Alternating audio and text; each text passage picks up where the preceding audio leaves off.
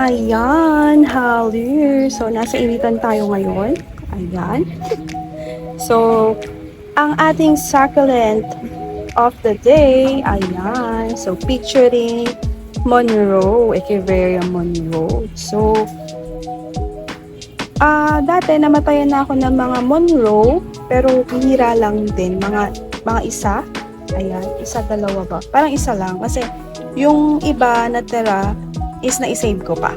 So, ano sila, napabayaan. So, that time is nakapag-save ako ng dalawang Monroe, nandun din sa arrangement, kasama ni Opalina na mga na-save ko. So, ayun, merong two kinds of Monroe. The other one is yung orange Monroe. So, pag orange Monroe, medyo ma-orange yung kanilang tips. I think ito, yung Monroe talaga. So, yung orange Monroe is yung hybrid. Yata ang alam ko. Ayan.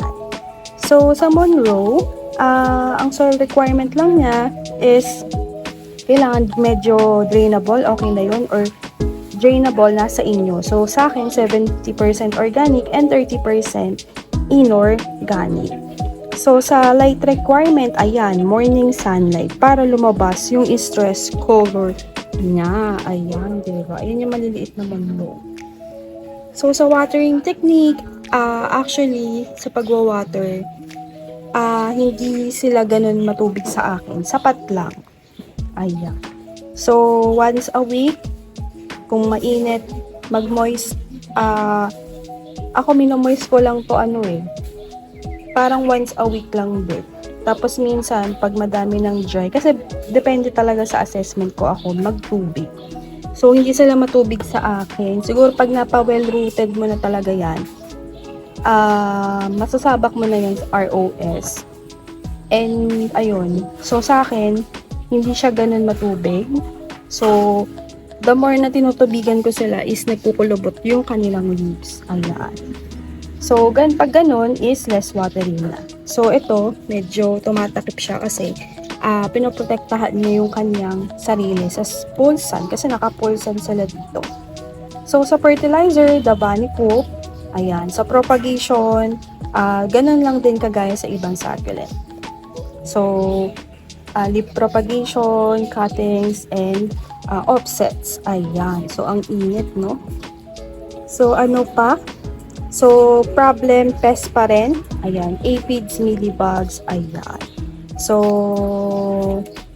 yun lang. Wala naman ding masyadong ganap kay Monroe kasi mabait siya sa lowland. Pwede niyo silang iwanan tapos hindi na din kailangan ng attention mo. Ayan. Attention lang ng jowa mo. Ayan. So, I hope nakapagbigay ako ng information sa Monroe. And yes, marirecommend ko sa inyo si Monroe dito sa lowland. Kasi kahit iwanan mo lang siya dyan, carry lang siya. So, may mga sunog lang, partly. Kasi nung in-expose ko to sa araw is nagkaroon sila ng sunog. Pero ayan, diba? Malaki na sila ngayon.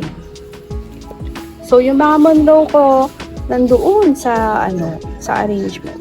Mahirap kasing kunin. Ayan.